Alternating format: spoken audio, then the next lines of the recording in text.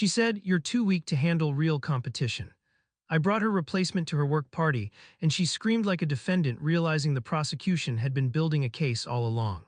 I'm Marcus Blake, 42 years old, and for 16 years I believed my marriage to Victoria was built on the same foundation as my career: systematic analysis and unwavering commitment to measurable results. We lived in a restored Georgian manor in Greenwich, Connecticut, the kind of property that whispers generational success through hand-carved crown molding and period details that I'd personally researched and restored to historical authenticity.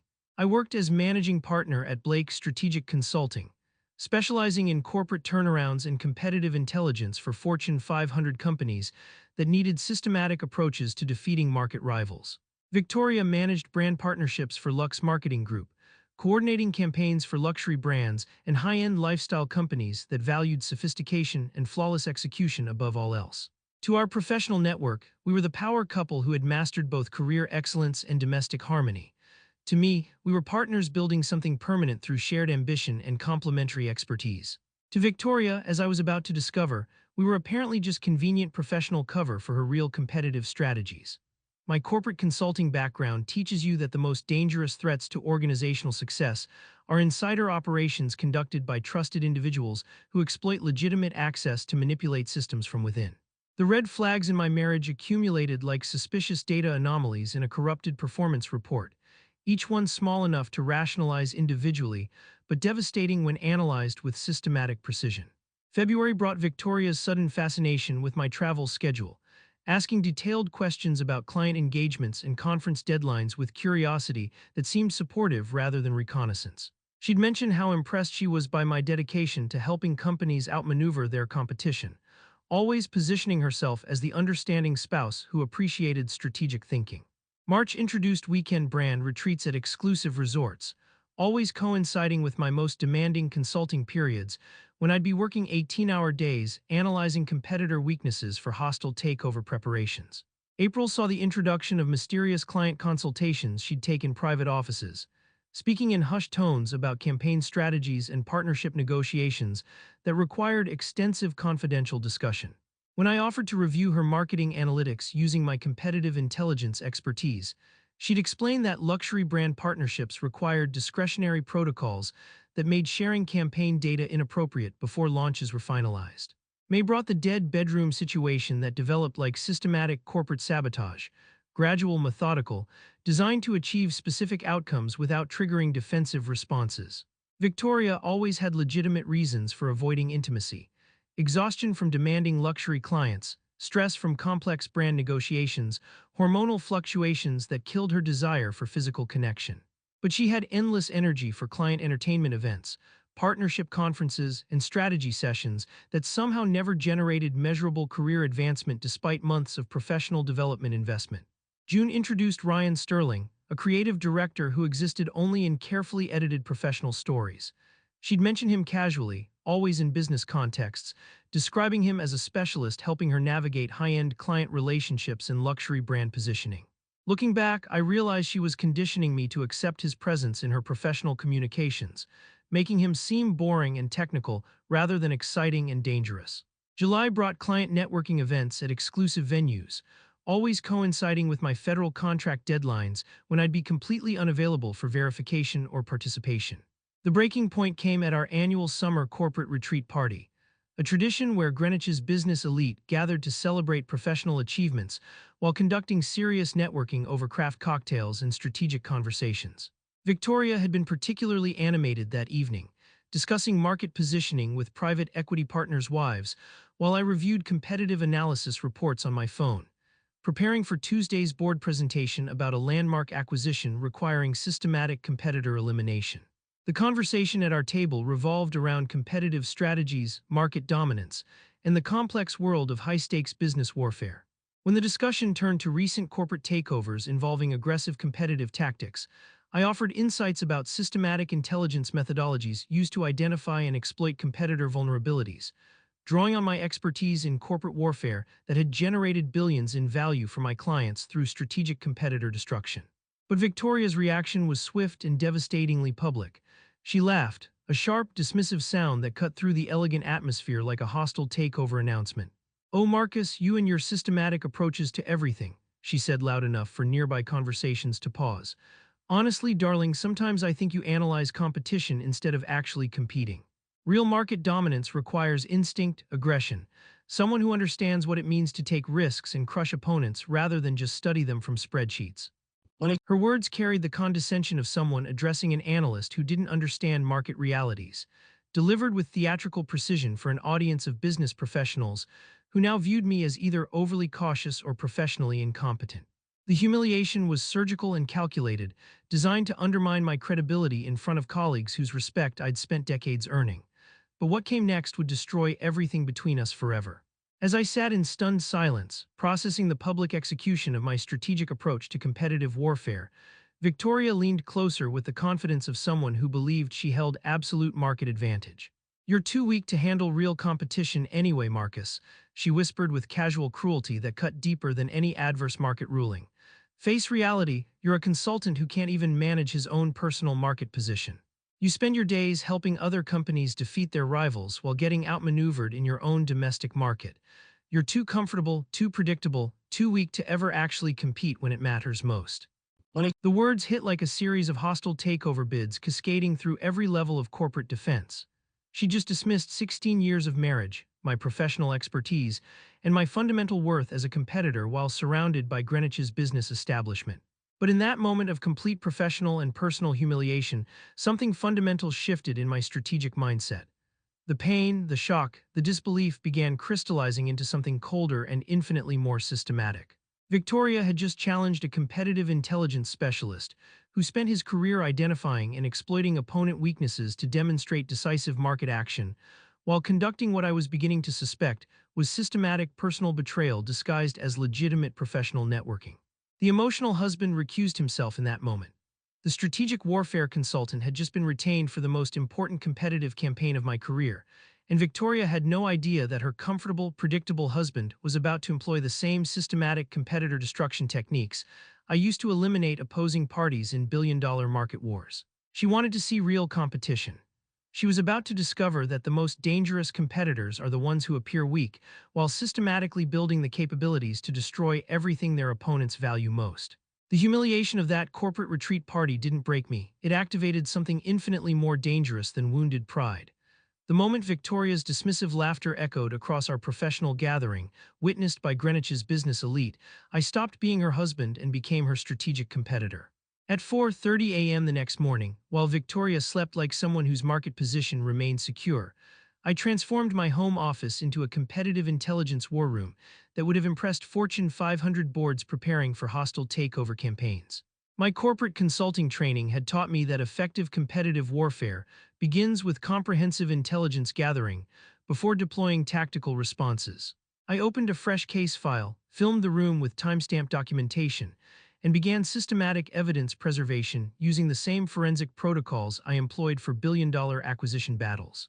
Victoria and I shared cloud storage for household coordination, joint credit card accounts with detailed transaction histories, and a family calendar system that tracked our professional schedules with location data. I exported encrypted forensic images to multiple secure drives, creating chain-of-custody documentation that would survive aggressive cross-examination. The digital evidence was devastating and strategically comprehensive.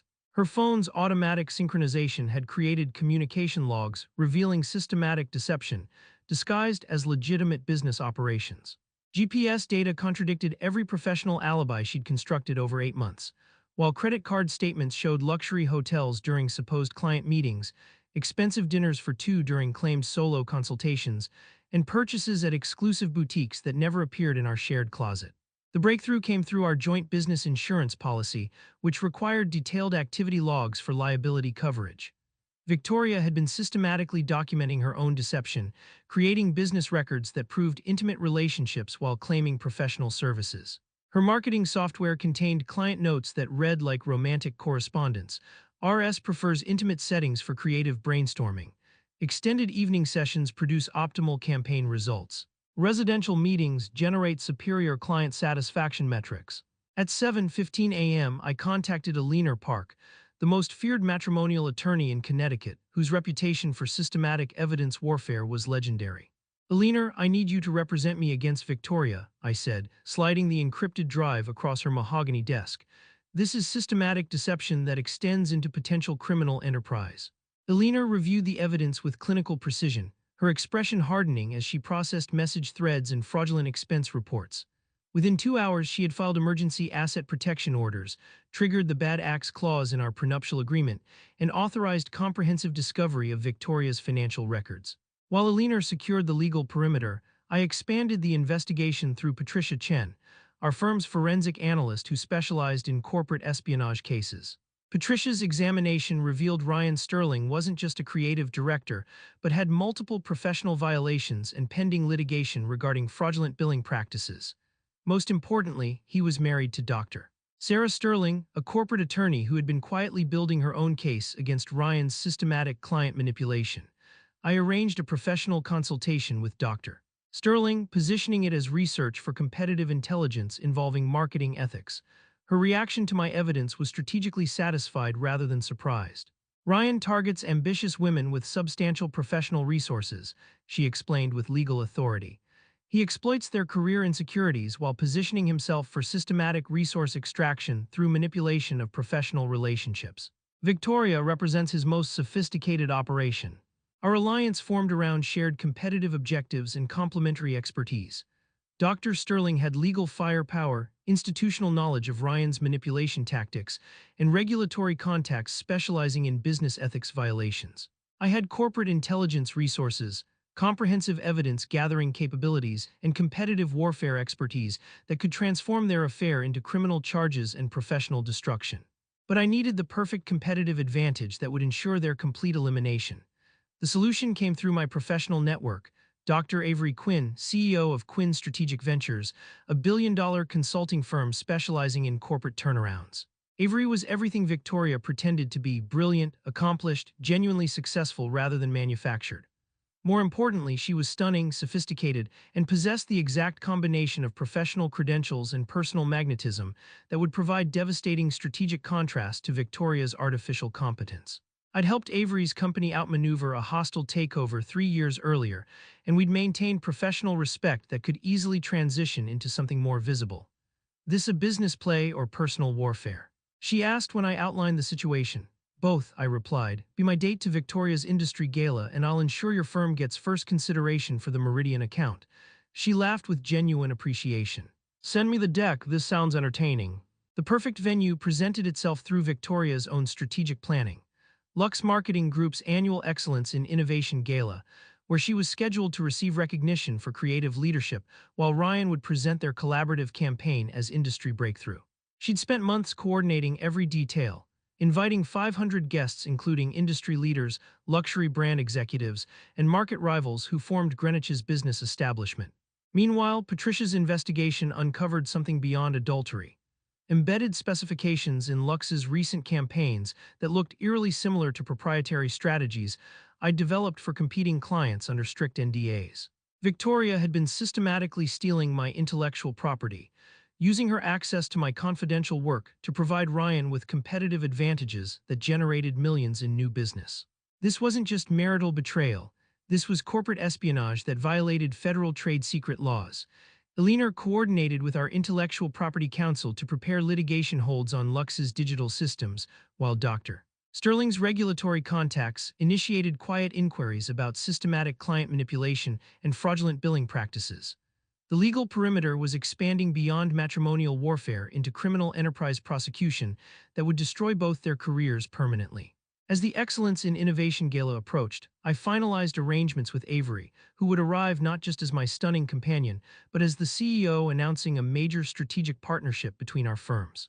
The comfortable, predictable husband Victoria had dismissed as too weak for real competition was about to demonstrate that the most dangerous competitors are strategic warfare specialists who appear harmless, while systematically building capabilities to destroy opposing parties through comprehensive intelligence operations.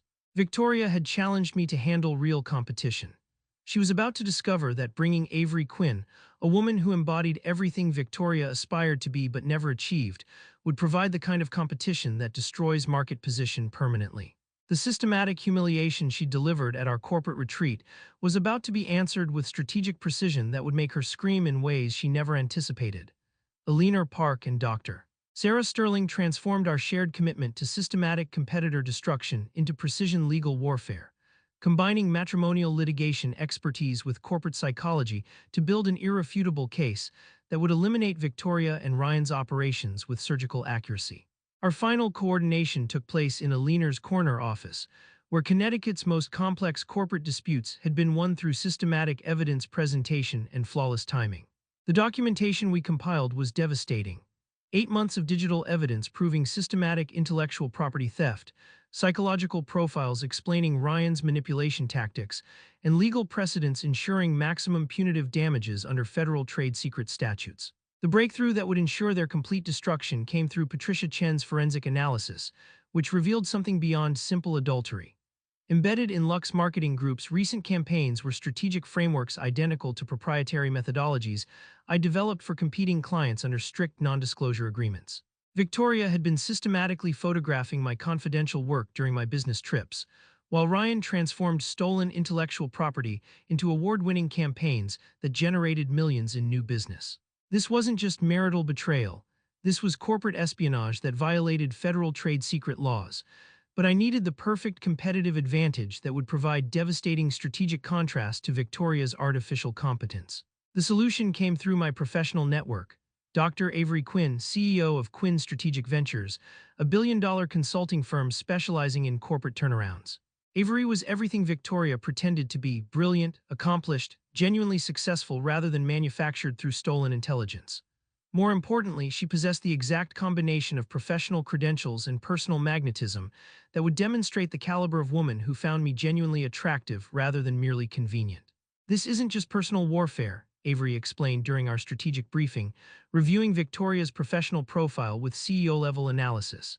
You're repositioning yourself in the market while systematically destroying a competitor who's been stealing proprietary intelligence. It's elegant strategic warfare disguised as social occasion. I'd helped Avery's company outmaneuver a hostile takeover 3 years earlier, and when I outlined the situation, her response was immediate: "Send me the evidence deck." This sounds like the kind of competition I enjoy. The venue preparation required competitive intelligence precision worthy of a federal operation. Victoria's Excellence in Innovation Gala at the Metropolitan Club was her professional coronation, meticulously curated to showcase her creative leadership before 500 industry professionals, including luxury brand executives and corporate strategists who formed Connecticut's business establishment.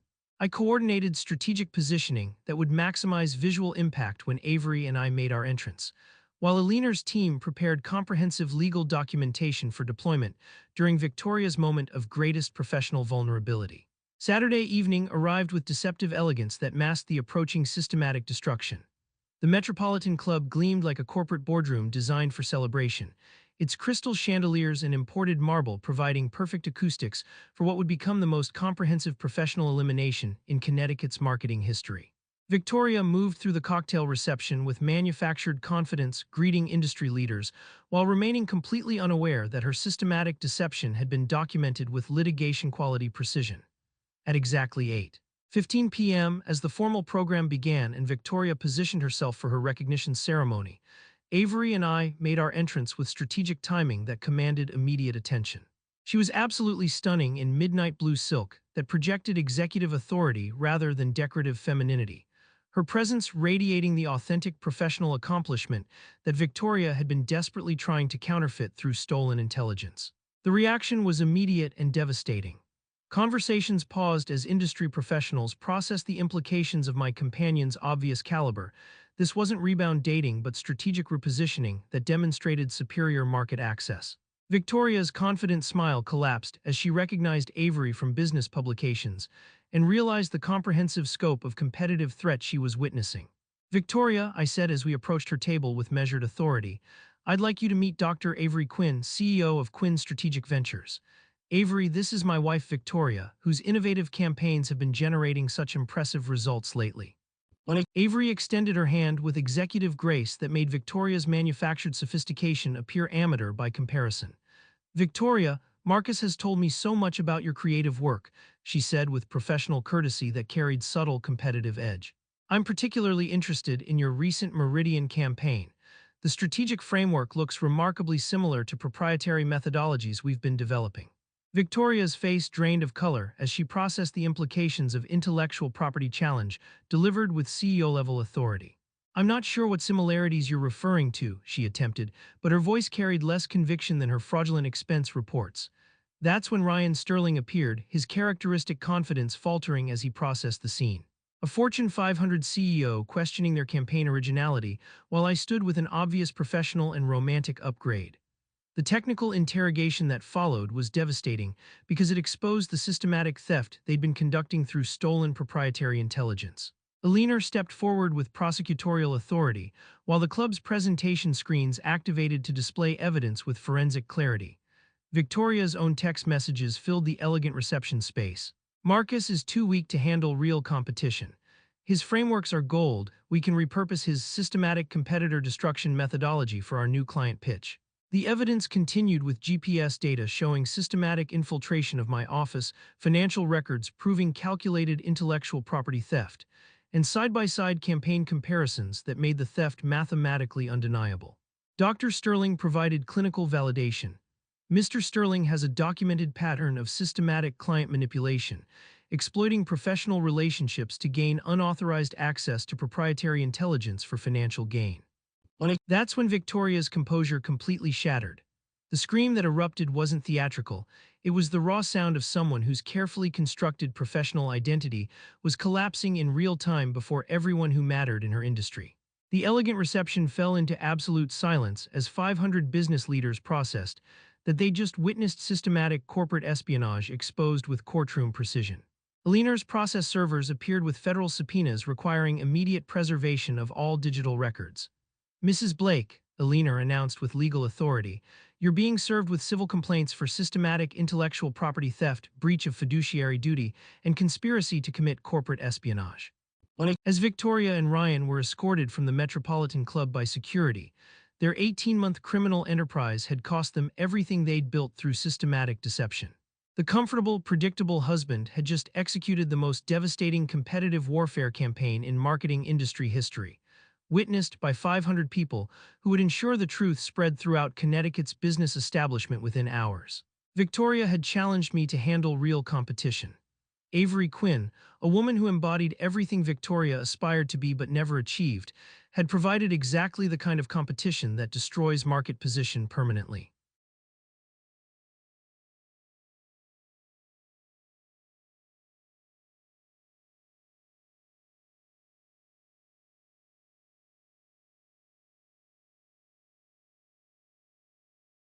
Victoria's scream echoed through the Metropolitan Club ballroom like a market crash announcement, raw and devastating, cutting through sophisticated conversation with the finality of a gavel striking marble.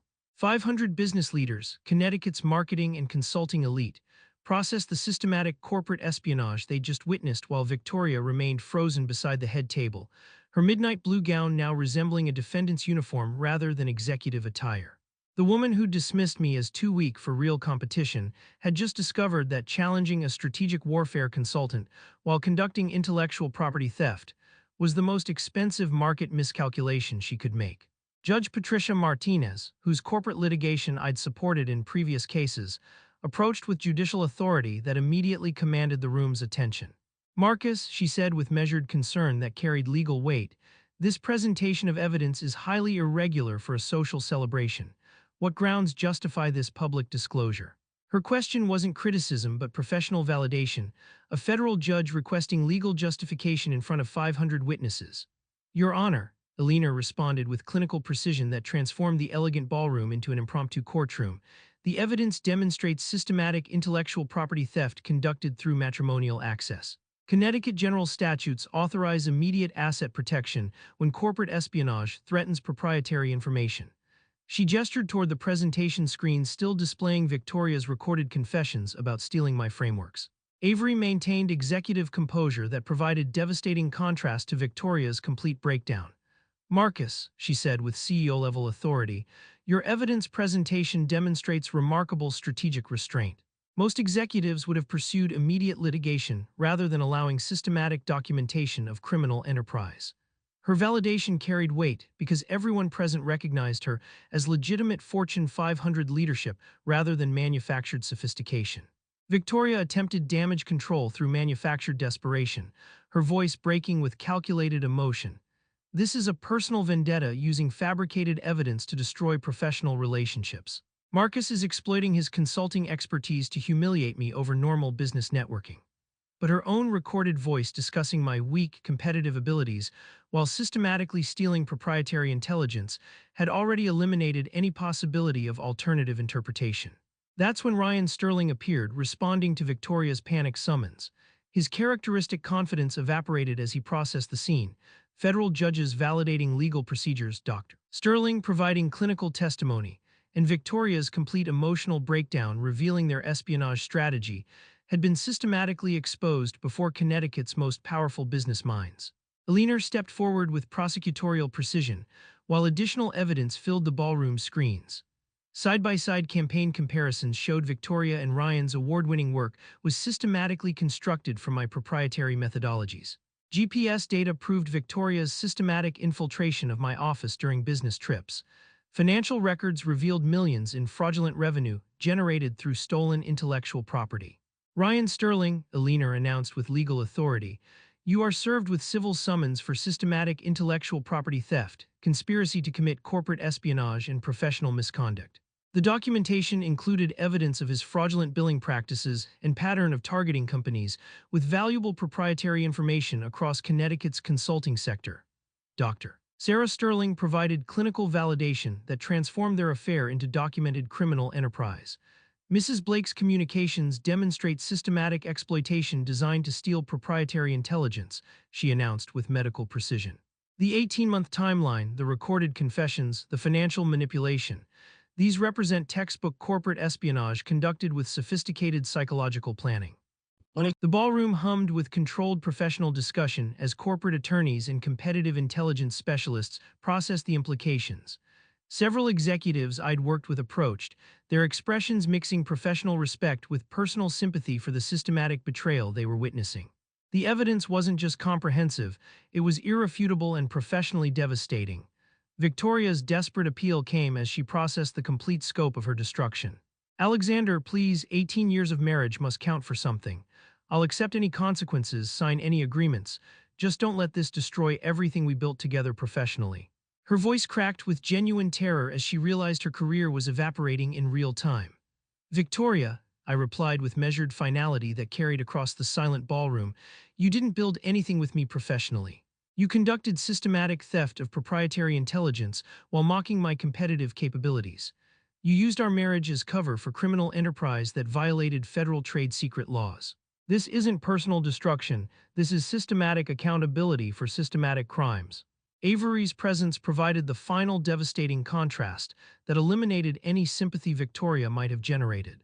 Here was a woman who embodied everything Victoria aspired to be: genuinely accomplished, authentically successful, commanding respect through achievement rather than theft. Mrs. Blake, Avery said with executive authority, intellectual property theft isn't a relationship problem. It's criminal enterprise that violates the foundational trust required for legitimate business operations. That's when process servers entered with federal documentation. Victoria Blake and Ryan Sterling, one announced with official authority, you're being served with criminal referrals for systematic theft of proprietary intellectual property and violations of federal trade secret statutes. Additionally, these are subpoenas requiring your appearance before a grand jury investigating corporate espionage networks. The federal implications hit Victoria like additional charges in a criminal indictment. Her systematic theft had triggered comprehensive government investigation that would extend far beyond civil litigation into potential prison sentences. Ryan's attempts at deflection collapsed as additional agents appeared with evidence seizure warrants for Lux Marketing Group's entire digital infrastructure. Aliner continued with systematic destruction, revealing how Victoria's exploitation of joint accounts had funded intelligence operations while she researched offshore asset hiding. The evidence shows coordinated criminal enterprise designed to exploit matrimonial access for systematic intellectual property theft, generating millions in fraudulent revenue. She announced with legal authority that made every attorney present understand the comprehensive scope of federal crimes they were witnessing. As federal agents coordinated evidence preservation procedures, Victoria made one final appeal that revealed her complete misunderstanding of competitive warfare. Marcus, I'll sign anything except any consequences, just don't let this destroy our family legacy. Her voice was barely audible, the commanding presence that had dominated marketing campaigns now reduced to desperate pleading. Victoria, I replied with prosecutorial finality, you destroyed our legacy when you systematically stole from my clients and mocked my professional capabilities while conducting criminal enterprise. The children will understand that their father protected them from someone who committed federal crimes for personal gain. Judge Martinez approached with judicial gravitas that provided official validation. Marcus, your evidence presentation demonstrates both professional competence and appropriate procedural restraint, she said with measured approval that would resonate throughout Connecticut's legal community. Systematic corporate espionage requires systematic legal response. As Victoria and Ryan were escorted from the Metropolitan Club by federal agents, their 18-month criminal enterprise had cost them everything they'd built through systematic deception. The Excellence in Innovation Gala had delivered exactly what I'd promised: comprehensive exposure of corporate espionage with legal precision that no amount of emotional manipulation could dispute. Victoria had screamed because the comfortable, predictable husband had just brought her the kind of real competition she could never handle. A woman who achieved through merit rather than theft, supported by evidence that would ensure federal consequences for systematic intellectual property crimes. The strategic warfare consultant had executed perfect competitive destruction, witnessed by 500 people who would ensure the truth spread throughout Connecticut's business establishment within hours. The aftermath unfolded with the cold inevitability of a market correction that everyone saw coming but no one wanted to acknowledge, each consequence cascading into the next with the precision of a perfectly executed hostile takeover. Within 72 hours of the Metropolitan Club exposure, federal agents executed preservation warrants at Lux Marketing Group, sealed their servers like evidence lockers, and triggered a grand jury investigation that would redefine corporate espionage prosecution in Connecticut. Aliner's emergency filings created an impenetrable legal perimeter: asset freezes, injunctive relief, and professional misconduct referrals that activated every regulatory body with jurisdiction over their criminal enterprise. Victoria's professional destruction followed federal timelines with mathematical precision. The Connecticut Marketing Commission permanently revoked her credentials after reviewing evidence that proved systematic intellectual property theft spanning 18 months. Lux Marketing Group collapsed within a week, as Fortune 500 clients terminated contracts and staff fled to competitors who valued compliance over creative theft. The sophisticated brand manager who dismissed me as too weak for real competition was now facing federal charges under the Economic Espionage Act, her industry reputation transformed from innovative leader to cautionary tale about corporate crime. Ryan Sterling faced identical professional annihilation across multiple jurisdictions. Federal prosecutors treated him as the operational architect of an intelligence theft network that had compromised proprietary frameworks from defense contractors and Fortune 500 companies. His consulting empire evaporated as clients discovered their campaigns had been constructed through systematic theft, while professional associations permanently revoked memberships that had taken decades to earn. The creative director who'd helped Victoria mock my analytical approach was now banned from consulting practice across Connecticut, his portfolio revealed as systematic plagiarism rather than innovative breakthrough. The federal prosecution proceeded with relentless efficiency that impressed even Aliner's experienced team. Victoria received 24 months in federal prison plus restitution orders that would follow her for decades, while Ryan's leadership role earned him 42 months plus permanent asset forfeiture.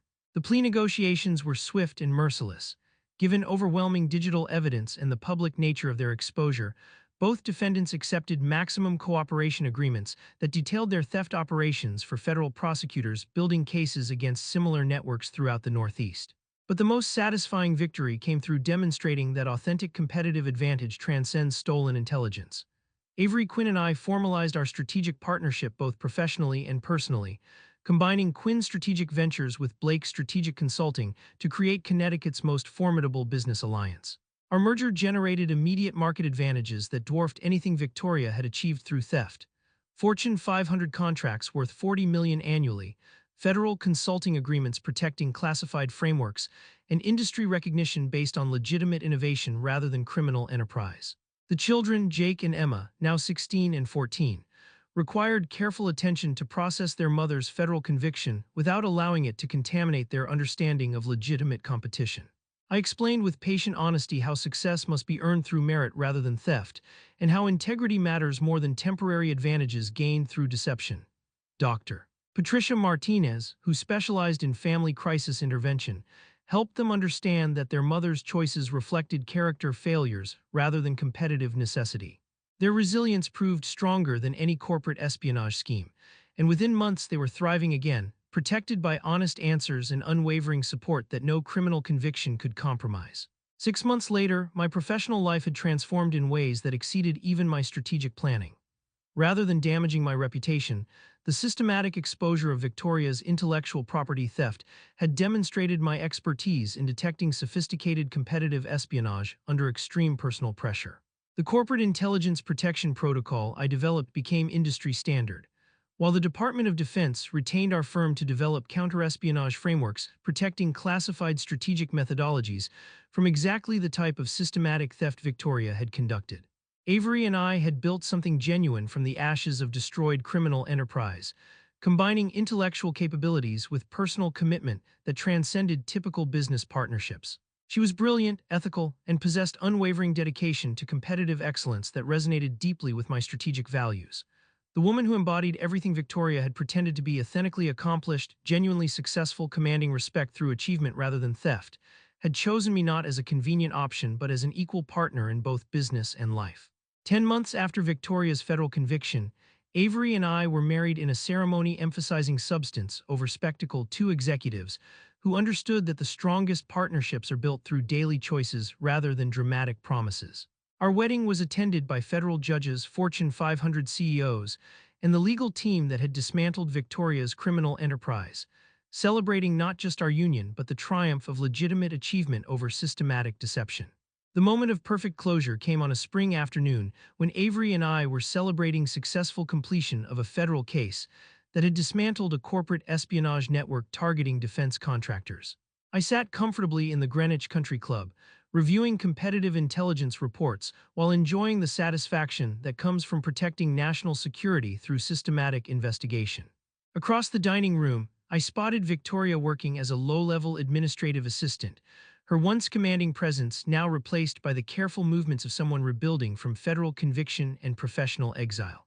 When she noticed us, her eyes filled with desperate recognition, and she started to approach seeking forgiveness for her systematic crimes. I simply met her gaze with competitive indifference, the same analytical detachment I brought to market analysis, then returned to my strategic reports, dismissing her as completely as she had once dismissed my competitive capabilities while conducting criminal enterprise. Some conversations aren't worth having when federal convictions have provided definitive answers about market position and accountability. That evening, Victoria sent a text from an unfamiliar number. A paragraph about mistakes, regret, and wishes to discuss forgiveness. I replied with a copy of her federal sentencing order and one line: "The market has spoken." She didn't write again. There is a particular quiet that follows comprehensive competitive victory, a stillness so complete that even apologies know better than to disturb the new equilibrium. As Avery and I walked home through Greenwich's quiet streets, I reflected